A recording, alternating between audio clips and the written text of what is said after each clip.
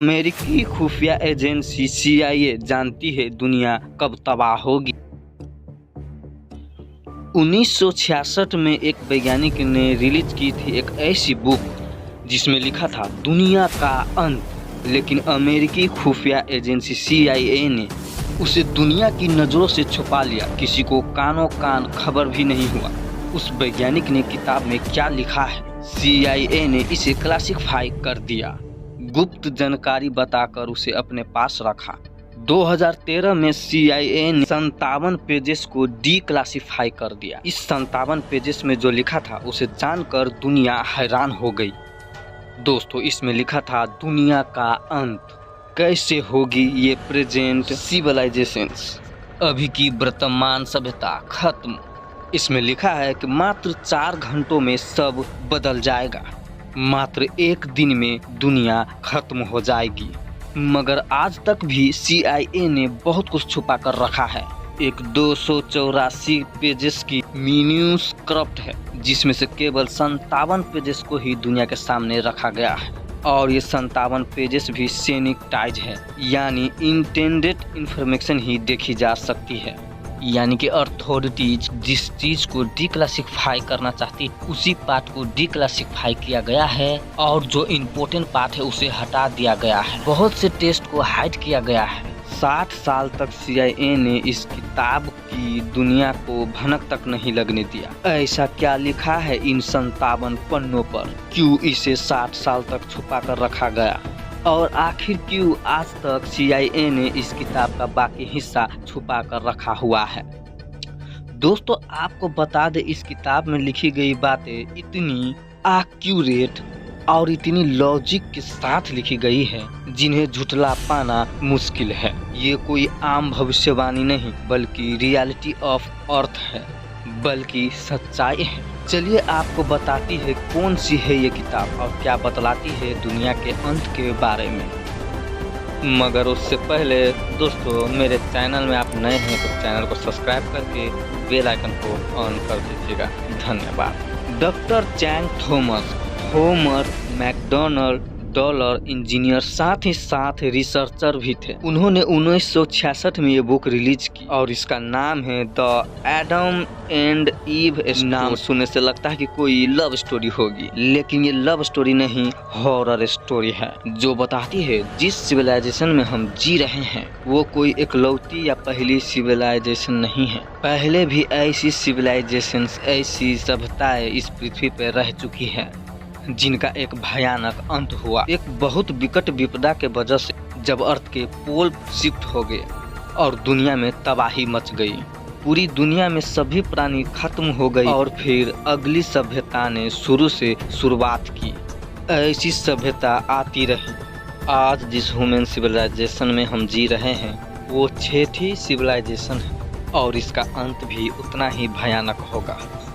और फिर दूसरी सिविलाइजेशन आएगी जो शुरू से शुरू करेगी। थॉमस ने इस किताब में ऐसे एविडेंस प्रेजेंट किए हैं जिनसे साफ हो जाता है कि अर्थ के पोल में एक टाइम पीरियड्स के बाद एक सडन शुरू हो जाता है और ये सडन शिफ्ट की वजह से क्रैक होता है। थॉमस का कहना है कि रेगुलर इंटरवल्स पर कि लगभग पूरे इंसानी जीवन को वाइप आउट कर देता है और हम स्टोन एज से फिर से शुरुआत करते हैं। पुरानी सिविलाइजेशंस के बारे में कुछ भी पता लगाना मुमकिन नहीं है क्योंकि जिस कॉन्टिनेंट्स पे वो रहती है अब उसका अस्तित्व समाप्त हो चुका रहता है। दोस्तों, जैंट थॉमस कोई पहला वैज्ञानिक नहीं थे जिन्होंने ऐसा कुछ लिखा या कहा।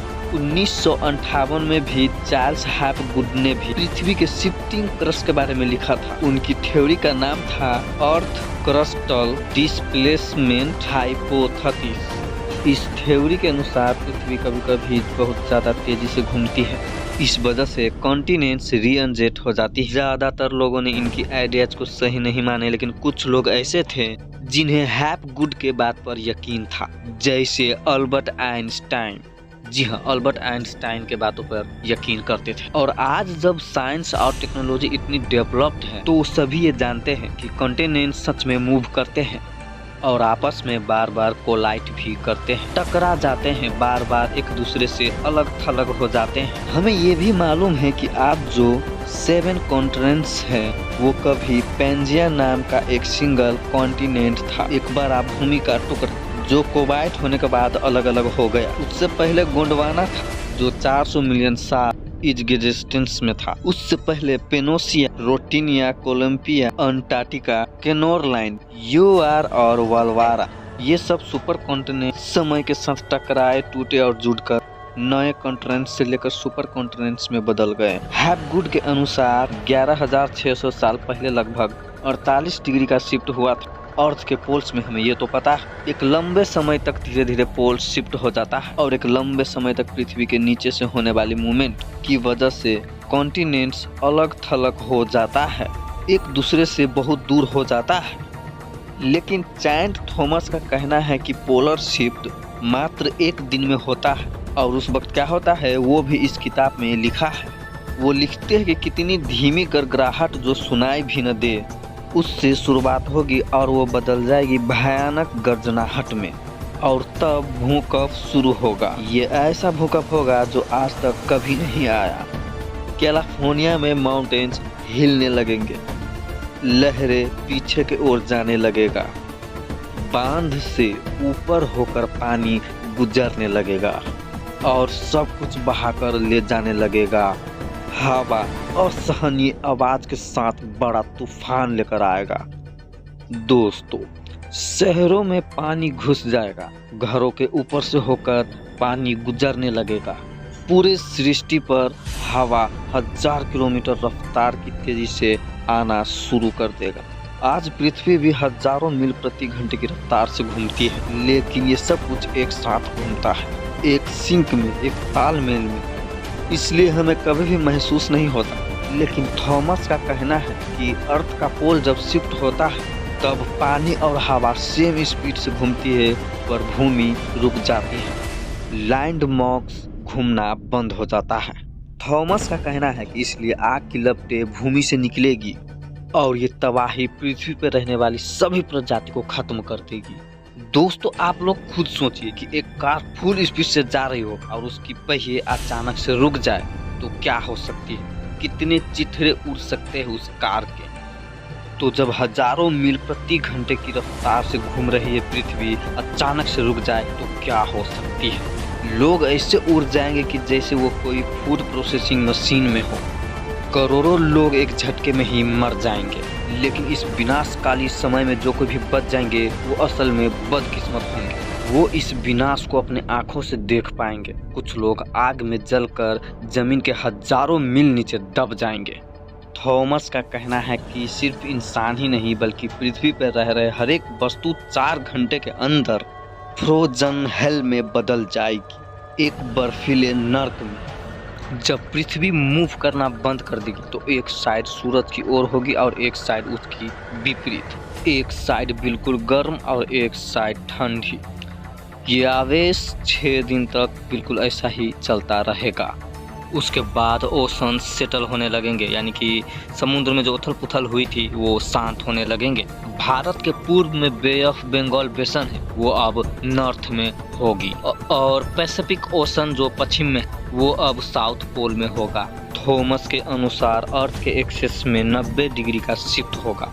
न्यूयॉर्क अटलांटिक के बोतल में समा जाएगा और इतनी कीचड़ के नीचे धंस जाएगा जिसका अंदाजा भी नहीं लगा सकेगा। और फिर एक नई दुनिया शुरू होगी और हमारी ये दुनिया पुरानी सिविलाइजेशन में मिल जाएगी और जीसस, साइरस, औरा, ज्यूस और महादेव, हर सभ्यता का अंत रेगुलर इंटरवल्स पर अर्थ पोल्स के शिफ्ट हो जाने पर ही होता है। ऐसा इस किताब में लिखा है। ये सब इस किताब के फर्स्ट चैप्टर में लिखा है और बाकी के चैप्टर में सैंट थॉमस ऐसे कई एग्जाम्पल और तर्क दिए हैं कि ये साबित करते हैं ये सब सच है कि वाकई में होने वाला है। जैसे कि उन्होंने बताया है कि हर कल्चर में एक फ्लड मिथ है। हर कल्चर में जो कथाएं हैं उनमें भगवान का जिक्र है, कैसे जीवन शुरू हुआ उसका जिक्र है। इसमें बाढ़ आने की या समुद्र में समा जाने की घटनाएं जरूर पाया जाता है। दोस्तों, महाभारत में भी तो कहा गया है कि जब कृष्ण देह त्याग दी थी तब द्वारका समुद्र में समा गई थी। तब से ही कलयुग की शुरुआत हुई थी। दोस्तों सिर्फ महाभारत में ही नहीं बल्कि हर धर्म के ग्रंथ में इस बात का जिक्र है कि एक दिन ये दुनिया जल समाधि ले लेगा, कि आज नहीं तो कल एक भयानक बाढ़ आएगी और उसमें ये दुनिया पूरी तरह से खत्म हो जाएगी, ताकि पुरानी सभ्यता खत्म हो और फिर से एक नई दुनिया की शुरुआत होगी। दोस्तों थॉमस ये साबित करता है कि इस किताब में जो लिखा है वो सब सच है। CIA का 60 साल तक इस किताब को छुपा कर रखना और अभी तक छुपा के रखना इस ओर इशारा करता है कि इस किताब में कई रहस्य छुपा के रखे हैं। आप सबको क्या लगता है दोस्तों, क्या सच में CIA का पता है कि कब किस देश में क्या हो सकता है, कब होगा दुनिया का अंत? दोस्तों अपना विचार कमेंट करके हमें जरूर बताएं और इस वीडियो को ज़्यादा से ज़्यादा शेयर करें ताकि आपके दोस्तों को भी इस जानकारी मिल सके। तो फिर से मिलते हैं दोस्तों एक नए एपिसोड में, तब तक के लिए जय श्री राम, जय हनुमान, हर हर महादेव।